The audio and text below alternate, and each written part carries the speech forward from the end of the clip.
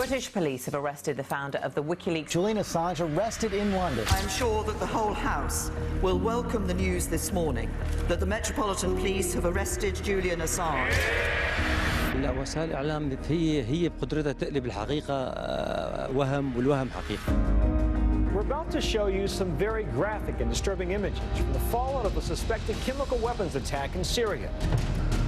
الإعلام لازم يكون مواجهة، أنا لازم أواجه الحقيقة وما لازم أبداً يكون في تحريف بحكي.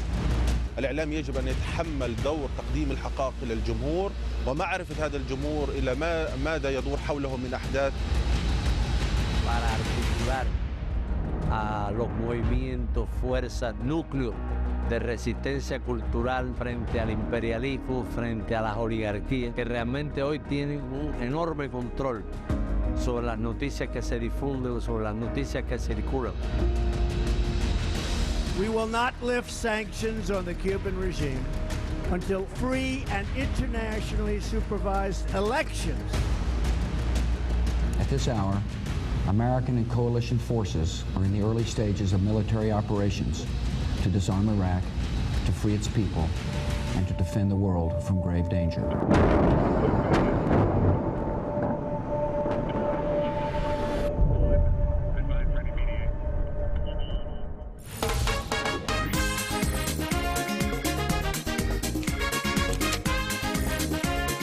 Señor Jorge Legañoa, vicepresidente de la Unión de Periodistas de Cuba, bienvenido. Cuba lleva más de medio siglo de bloqueo. Este asunto tuvo un gran impacto en el país. Ha afectado a todo. Te pregunto, ¿cómo ha sido el impacto de este bloqueo específicamente en el sector de los medios de comunicación?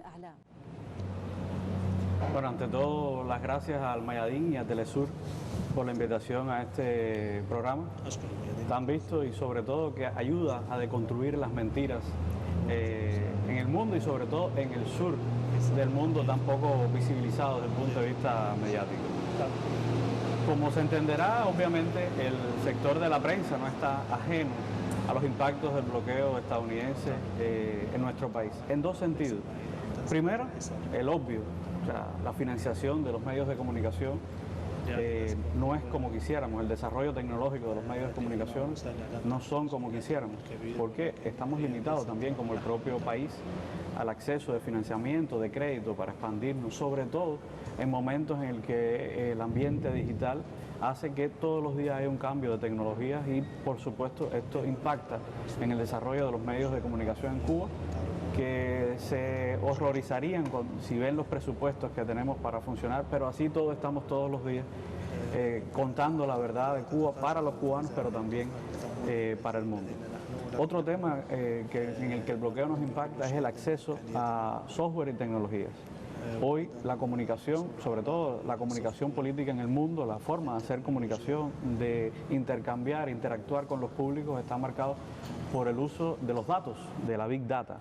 Cuba no tiene acceso por el bloqueo a ninguna de las herramientas, y esto lo recalco así muy claro, que a nivel internacional se utilizan los grandes medios de comunicación o los pequeños medios de comunicación para saber sus audiencias digitales, para ver qué se está hablando del tema Cuba, de la etiqueta Cuba. Cuba hoy, los medios cubanos, los periodistas cubanos no tienen acceso a esa herramienta. Usted pone en un buscador alguna de esas herramientas, lo encuentra, le da clic y sencillamente te dice por las regulaciones del eufemismo que ellos llaman sanciones de Estados Unidos, embargo de Estados Unidos, pero que en realidad para nosotros es un bloqueo porque es algo mucho mayor, de 6 décadas, mucho más de 6 décadas, enseguida te devuelve que no tenemos acceso desde nuestro país a esa herramienta que puede ser tan útil para gestionar los públicos. Otro de los aspectos en el que nos impacta el bloqueo obviamente está en la verdad. Donald Trump acuñó la frase y aquella historia de las fake news, pero en Cuba estamos viviendo fake news desde los años 60.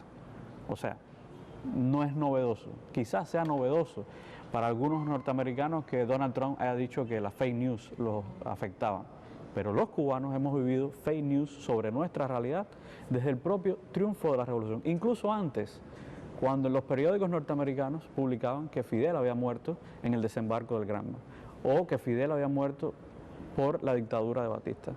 O sea, hemos estado viviendo noticias falsas sobre la realidad cubana desde el propio inicio del proceso revolucionario.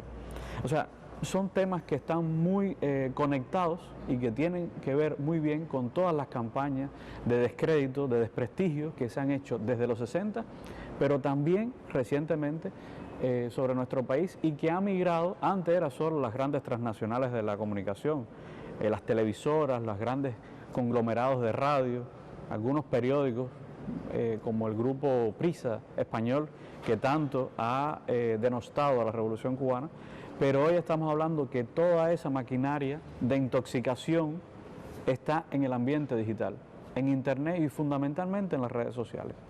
Cuba, el gobierno cubano, abrió el acceso a Internet desde los teléfonos celulares, desde los aparatos portátiles, en diciembre del año 2018. Han pasado 4 años. Estamos entre 2022 y 2023, 4 años. Desde entonces han financiado ya no solo la radio y la televisión Martí, que se producía desde Estados Unidos con financiamiento del gobierno norteamericano, que es una forma de reproducir el bloqueo y de reproducir esas mentiras contra Cuba. Desde los años 80 hasta los 2000, Estados Unidos, el gobierno norteamericano, las distintas administraciones norteamericanas, le pusieron a la radio y a la televisión Martí más de $1.000 millones, más de $1.000 millones. Sin embargo, no fue hasta el gobierno de Barack Obama y luego con Donald Trump que todo ese financiamiento comenzó a redirigirse del medio tradicional que era la radio y la televisión Martí, una radio y una televisión anticubana, contrarrevolucionaria, empezaron a moverlo hacia medios de comunicación digitales que estaban todo el tiempo reproduciendo una narrativa anticubana que buscaba desestabilizar al gobierno, crear un ambiente de país en caos completamente hacia Cuba y hacia el exterior. Usted le pregunta a un norteamericano, que son los que más viven esta intoxicación sobre Cuba, y posiblemente piensen y le respondan que esta es una aldea del siglo XVII todavía, donde los españoles eran los colonizadores. Sin embargo, ustedes mismos han podido disfrutar una Cuba que todos los días camina, una Cuba de intelectualidad, una Cuba donde su gente va al trabajo, donde toma el autobús, un ambiente de tranquilidad, un ambiente de caminar por el malecón habanero que te dé el frescor a las 12 de la noche, a la 1 de la mañana, algo que posiblemente no se pueda hacer ni en el propio Washington, ni en las principales capitales latinoamericanas que sufren de tanta violencia. Entonces el bloqueo sí nos ha afectado mucho en el sector de la prensa, en nuestro desarrollo, pero también en algo fundamental que es la narrativa sobre Cuba. Donald Trump en esto fue especialista en financiar medios anticubanos que hoy están hospedados en Estados Unidos, que todo el tiempo están hablando de Cuba, pero en negativo, con noticias falsas, con medias verdades, con manipulación, y así es lo que estamos viviendo día a día a través de las redes sociales. Sí, Jorge, y también quería preguntarte, ¿qué fue más difícil, el bloqueo contra los medios de comunicación acá en Cuba o la coincidencia del bloqueo justamente con la campaña mediática que se ha tejido en contra de Cuba desde hace 60 años? Mira, es una complicidad y al mismo tiempo se han ido complementando una y otras medidas. El bloqueo surgió como un mecanismo de asfixia al pueblo cubano. Y el pueblo cubano durante 60 años ha sido resiliente, ha ido buscando las vías alternativas para sobrevivir. Ahora, la pregunta es, ¿cuánto nos ha afectado ese bloqueo? Nos ha afectado muchísimo en el desarrollo social, en el desarrollo económico y en todas las aristas y temas de este país. O sea, en el ámbito mediático, el que se hayan complementado las mentiras contra Cuba, las campañas contra Cuba, más el bloqueo, más las medidas de los últimos gobiernos norteamericanos, sí, porque durante Barack Obama vivimos un momento de distensión. Como periodista cubrí incluso la reapertura de las conversaciones primero en el año 2015 y la reapertura de las embajadas, la de cubana en Washington y la norteamericana aquí en La Habana. Se pensaba que era un momento irreversible para relaciones bilaterales. Ese momento de Barack Obama, 2014-2016, demostró que convivir aún en dos sistemas políticos diferentes es posible. ¿Por qué no se dio finalmente? Porque llegó Donald Trump al poder y revirtió exactamente todo lo que habían acordado ambos gobiernos. Cuba y Estados Unidos lograron 22 acuerdos en diferentes materias en el año 2015 y 2016. Incluso temas tan peliagudos como el tema migratorio, que afecta porque tenemos una frontera común, que es el estrecho de la Florida. Se adelantó en materia económica. Los vuelos directos pareciera algo insólito, pero entre Cuba y Estados Unidos no había vuelos directos. Como periodista, para viajar a Washington a cubrir las conversaciones, íbamos de La Habana a Panamá y de Panamá a la capital norteamericana. O sea, hasta en esos detalles tan de todos los días nos ha afectado a nosotros el bloqueo y las políticas. Ahora, ¿pudo hacer Obama más sobre este tema? Posiblemente. Obama utilizó su prerrogativa ejecutiva, o sea, lo que el presidente puede mandatar, pero no hizo nada o hizo poco en el Congreso norteamericano, porque el bloqueo estadounidense contra Cuba no es una ley, no son dos leyes, es un entramado de leyes que a partir de los años 90, fíjense, hasta los años 90, sí. El bloqueo contra Cuba era una decisión del presidente de Estados Unidos. Sin embargo, al aprobarse la ley Helms-Burton, la Torricelli, lo que se hizo fue darle carácter de ley a todas esas medidas que los presidentes estadounidenses habían tomado contra Cuba. Hoy, levantar el bloqueo no es una firma, es ir al Congreso y derogar esas leyes. Entonces, señor Jorge, es claro que Cuba ha sido objeto de un bloqueo que se ha renovado a lo largo de los años y no se ha detenido, o más bien se ha recrudecido, como usted menciona. Esto tuvo un impacto muy negativo en el sector de los medios de comunicación y, como usted lo llamó, la guerra mediática que se hizo contra Cuba. Este tema en particular, hablar sobre crear un enemigo y la guerra mediática contra Cuba. Asimismo, Aarón, el periodista y escritor Kate Bolander tituló uno de sus 3 libros dedicados a Cuba. Justamente, señor Jorge y Maya, vamos a ir desde Cuba hacia Canadá para conocer un poco o preguntarle a Kate Bolander sobre el tratamiento que recibe los medios o que hacen los medios estadounidenses contra Cuba, la revolución y los hechos que se desarrollan en este país.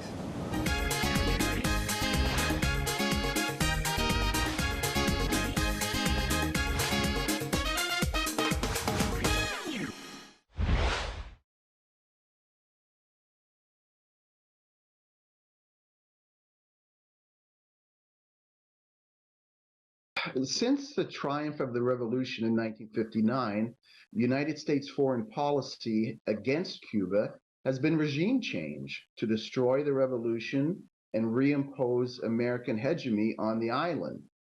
So the most important tool used to justify those regime change policies has been the mainstream media and its consistently biased reporting and coverage of Cuba. The media's war against Cuba has been foremost to propagandize the revolution in the most negative forms possible. The whole purpose is to provide sufficient misinformation in order to rationalize America's hostility against Cuba. So these media narratives are developed where the worst charges against revolutionary society are believed, and any attempt at authentic examination is denied. Coverage of such topics as human rights, the protests last year, Cuba's social and economic makeup, the effect of the U.S. embargo on Cuba, even Cuba's form of democracy have been intentionally misreported and biased.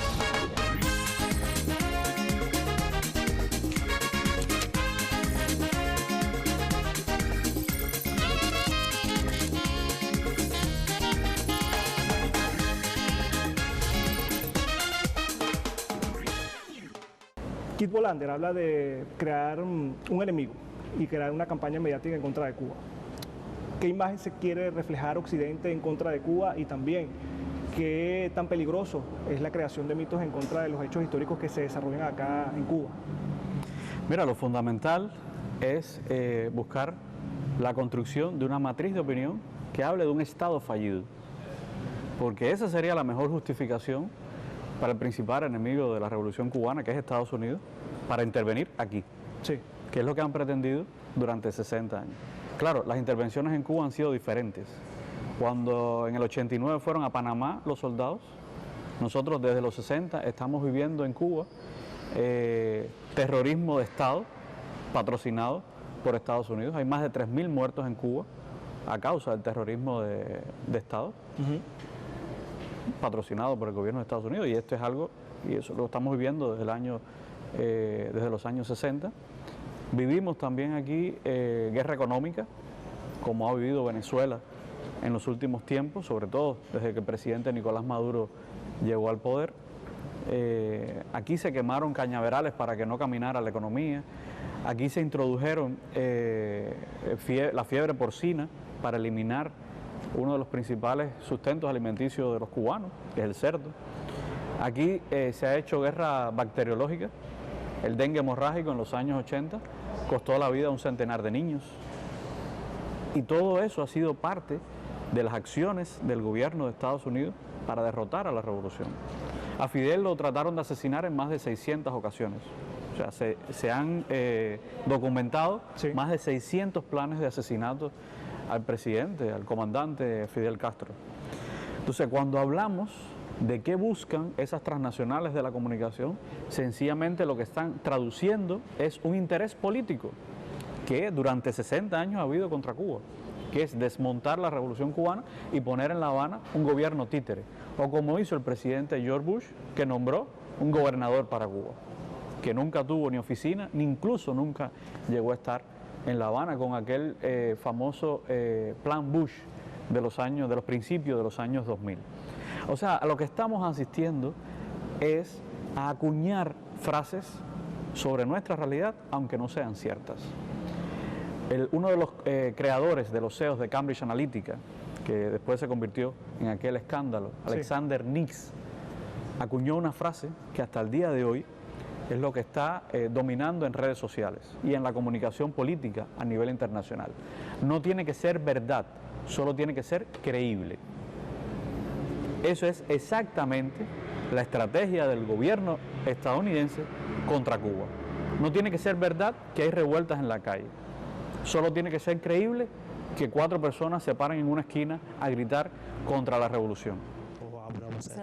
Por si no lo sabe, hablaremos en detalle de todos estos pasos que están dando aquí en Cuba con respecto al sector de los medios de comunicación y este enfrentamiento a lo que usted llamó la guerra mediática que se libra hoy contra Cuba. Pero antes, como estamos hablando de los medios estadounidenses, Aarón, ¿sabes que los medios estadounidenses gastaron miles de millones para deformar la imagen de esta isla y sus líderes ya expresaron anteriormente su fascinación por la persona de Fidel Castro? Se trata justamente de la noche en que Fidel Castro cautivó a millones de estadounidenses, y eso lo vamos a ver en el segmento Por si no lo sabes.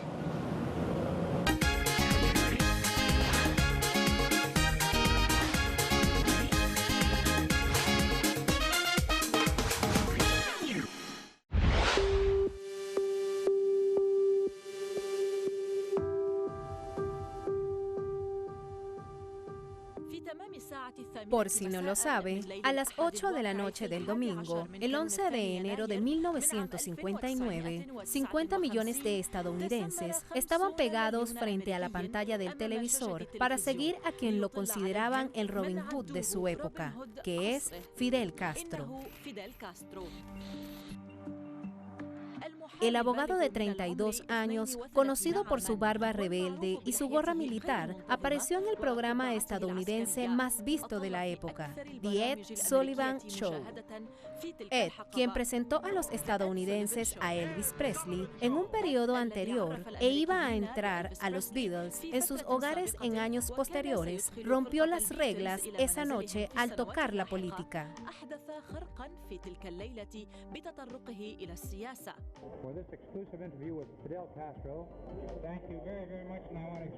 Castro encantó a los norteamericanos. Así recuerdan los historiadores aquella noche y aquella entrevista en la que Ed Sullivan expresaba su admiración por Castro a través de las preguntas que le hacía al revolucionario cubano. Habló de los años de Castro en las aulas y en los estadios de béisbol. Le preguntó sobre las Biblias que los revolucionarios llevaban consigo durante las batallas y también sobre los regímenes dictatoriales donde Fidel aseguró que Cuba no conocerá a ningún dictador después de Batista.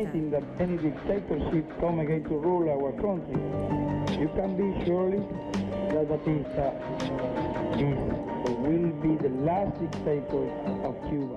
Una entrevista de 6 minutos, filmada a las 2 de la mañana, en medio de revolucionarios que derrocaron una dictadura en una pequeña isla que ganó los corazones de millones que encontraron en Castro el rebelde inspirador. Por si no saben que Castro ganó los corazones de millones de estadounidenses en una noche, ahora lo sabe muy bien.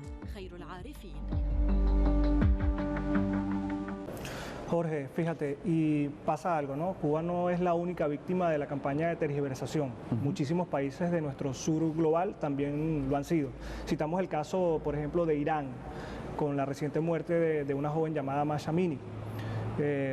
Por supuesto, vamos a ver un poco los testimonios a través del siguiente material. تحریف حقایق استفاده بکنه خودش رو بالا نگه داره. این واقعیتی است که امروز هم ما در دنیای غرب چه به لحاظ عملی تحریم هایی که میبینیم، نمیدونم قطعنامه هایی که بر علیه ما صادر میشه، اخراجی که از کنوانسیون مقام زن داشتیم. ما به چه جرمی اخراج شدیم از کنوانسیون مقام زن؟ به خاطر شرایط اخیر. چطور تمام آمارهای یونسکو و سازمانهای مللی رشد خیلی بالایی رو به ویژه در مسئله زنان برای ما نشون میده. کجای رسانه‌های غرب ما همچین چیزی رو شنیدیم؟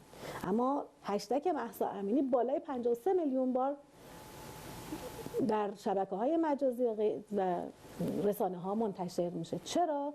باید بالاخره یک کاری بکنه که ایران اسلامی و دستاوردهای اون که امروز در دنیا در بعضی از رشته‌های علمی، در بعضی از دستاوردها حرف اول یا دیگه نهایتا دوم سوم رو میزنه، باید بزنم تو سرش دیگه. وقتی که خودم Jorge, ¿consideras tú que hace falta una cooperación en los países del sur para ampliar la red mediática a nivel de cooperación, a nivel de integración en este momento? No es solo que se necesita, es que es imprescindible. Hoy de lo que estamos hablando a nivel teórico en la comunicación es de quién tiene la caja de resonancia más grande. Sí. Ajá.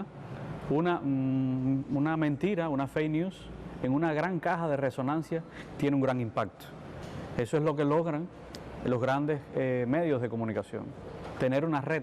Les hablé en algún momento de la entrevista del Grupo Prisa español, que cuando lo miramos, y esto es algo que no hacemos usualmente, estudiar las redes de las transnacionales de la comunicación, cuando estudiamos el Grupo Prisa, lo encontramos no solamente en España, lo encontramos en América Latina, en Colombia, en los países centroamericanos y en una buena parte de América Latina. Ahora la pregunta ¿es porque son buenas personas? ¿Es porque realmente quieren que la verdad europea o nuestra verdad esté en los medios de comunicación? No, es que los medios de comunicación en las transnacionales son una expresión del capital simbólico del poder político y del poder económico. Al ser esa expresión, lo que buscan, como les refería anteriormente, es la hegemonía de la comunicación. Creo en la articulación de los medios, creo en esa posible red de medios alternativos.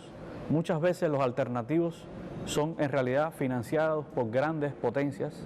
Yo creo en los alternativos que no tenemos quizás dinero o financiamiento, pero que tenemos la razón para defender a nuestros pueblos. Por nuestra parte, nosotros en el programa Verdades esperamos haber podido, aunque sea en este corto tiempo, hacer llegar una parte de verdad y realidad que quisiste transmitir a través de Al Mayadín y Telesur. Gracias, señor Jorge Legañoa, vicepresidente de la Unión de Periodistas aquí en Cuba, por este encuentro.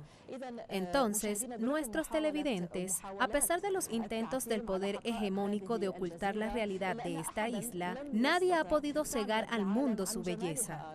Es así, es que Cuba tiene declarado como patrimonio histórico de la humanidad 9 sitios, pero en tan solo un minuto vamos a conocer uno de ellos. En un minuto,